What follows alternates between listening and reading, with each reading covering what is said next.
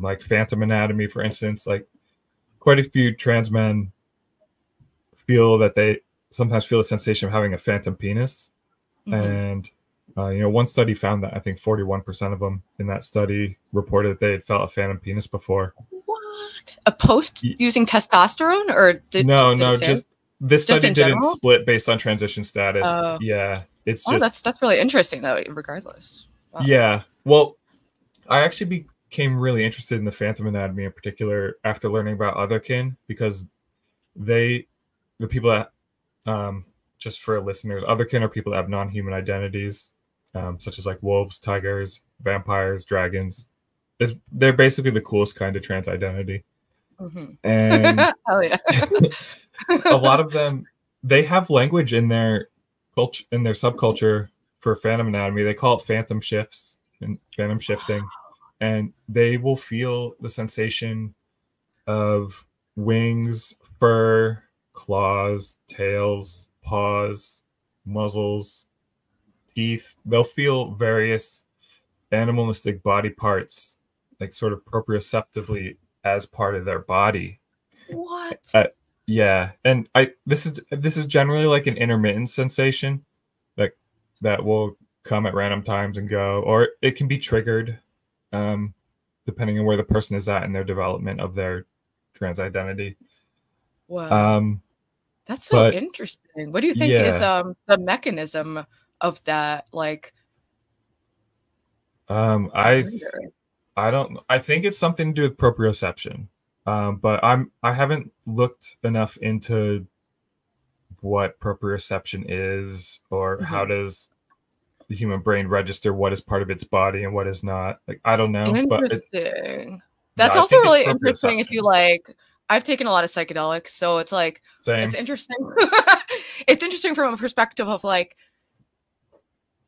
if you view perhaps that, we're all one, or whatever.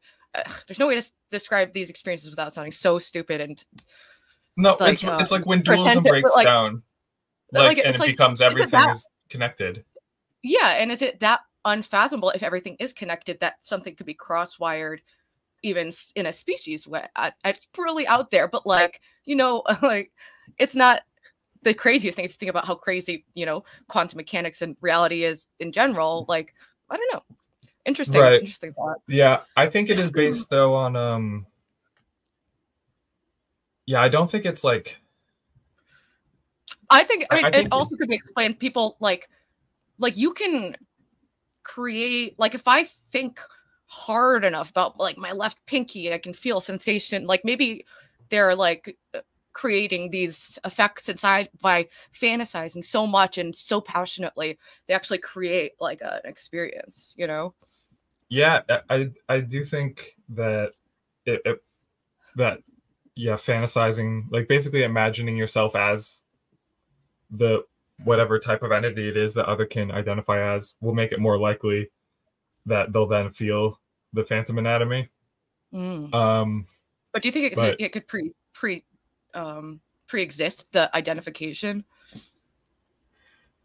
I think the identity is constructed over time through it's like a behavioral development process, and also a narrative identity development process. As people have these experiences, say, we'll use Otherkin as an example, because I sometimes like talking about Otherkin because it gets out of the sort of culture war aspect of the transgender stuff, but it's still discussing the same phenomenon. Fundamentally, of erotic target identity inversion. Yeah, that's the technical term for it. And and what Otherkin do for the viewers who don't know, which includes me, what is erotic target identity inversion?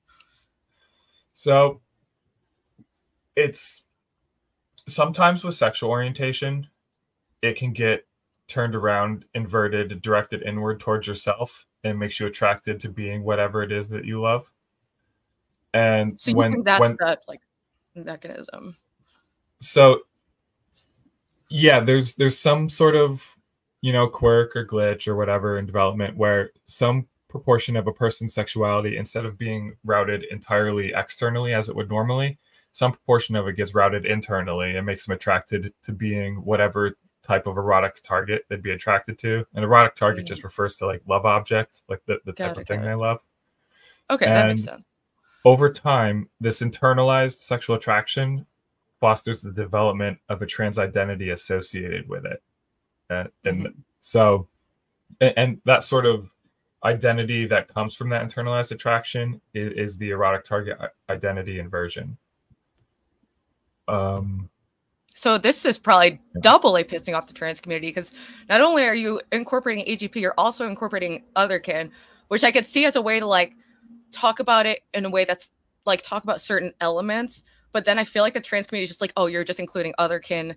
Like, you know, do you get that reaction from people, like that they feel you're lumping it together? I haven't really gotten that reaction too much, because to do that, someone would have had to pay enough attention to what I'm saying to have that reaction. That's and hilarious and also really sad. Yeah, most of the haters have shown no indication that they've read Blanchard's work, or that they've read mine, or they've read any relevant scientific work related to this. They've picked up whatever they have from social media and that have their gut reaction.